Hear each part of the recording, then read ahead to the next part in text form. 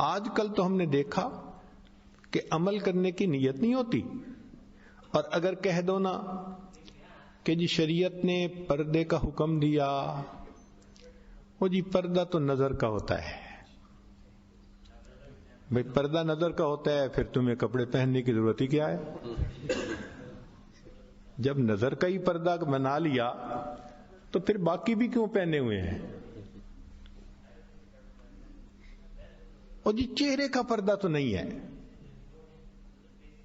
بجائے اس کے کہ مسئلے کو سمجھیں اور اس پر عمل کریں،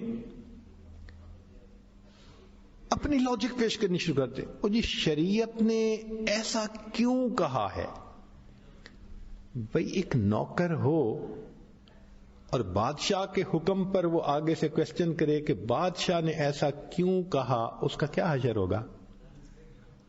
اسی وقت اٹھا کے پھینک دیا جائے گا نا باہر کہ تم تو خاک روب ہو، جھاڑو دینے والے، اور تم بادشاہ کے حکم پہ پوچھتے ہو کہ ایسا کیوں کہا. ہمارا حال وہی ہے ہماری حیثیت خاک روب جیسی، اور حکم خدا کو سن کے کہتے ہیں شریعت نے ایسا کیوں کہا. جی آخر جی اس میں کیا لاجک ہے؟ بھائی اس طرح اگر ہم اپنی طبیعت کو بنا لیں گے تو ہم سیدھا جہنم جائیں گے. یہ شیطانی راستہ ہے، اور اس کے اوپر انسان اللہ کے دربار سے مردود ہوتا ہے. ہمیں ماننے کی صفت اپنانی ہے، سننا اور ماننا.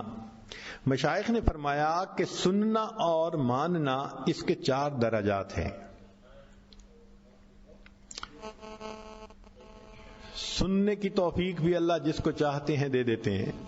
وَلَوْ عَلِمَ اللَّهُ فِيهِمْ خَيْرًا لَأَسْمَعَهُمْ، اگر اللہ ان میں خیر دیکھتے سننے کی توفیق عطا کر دیتے. تو 4 درجات ہیں.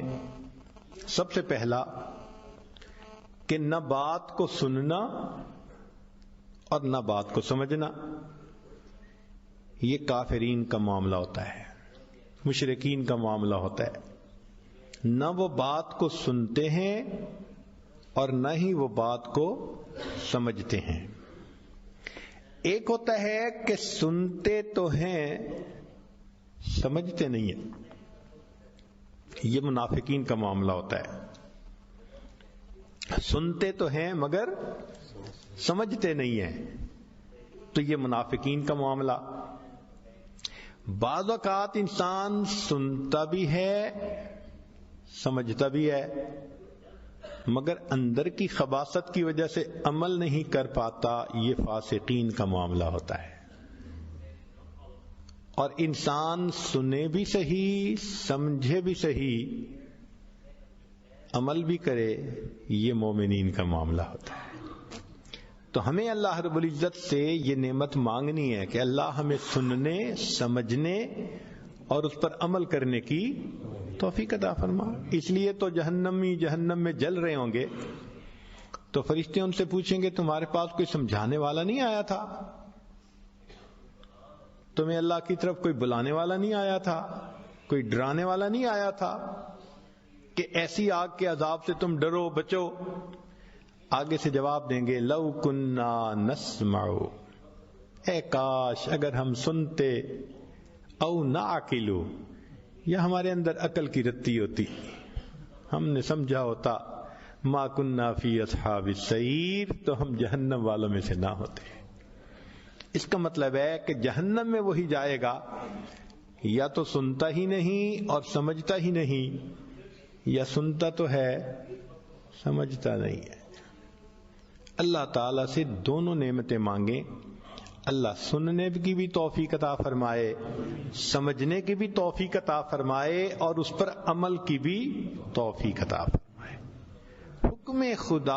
حکم خدا ہے، ایک ہی اس کا ریسپانس ہونا چاہیے، کیا کہ جی حاضر، لبیک، اللہ میں حاضر ہوں.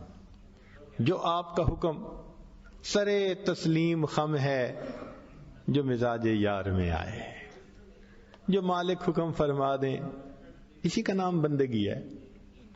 چنانچہ ایک بزرگ فرماتے تھے کہ مجھے بندگی ایک غلام نے سکھائی. تو کسی نے کہا کیسے؟ فرمانے لگے کہ میں غلام کو لایا تو میں نے اس سے پوچھا بھئی تمہارا نام؟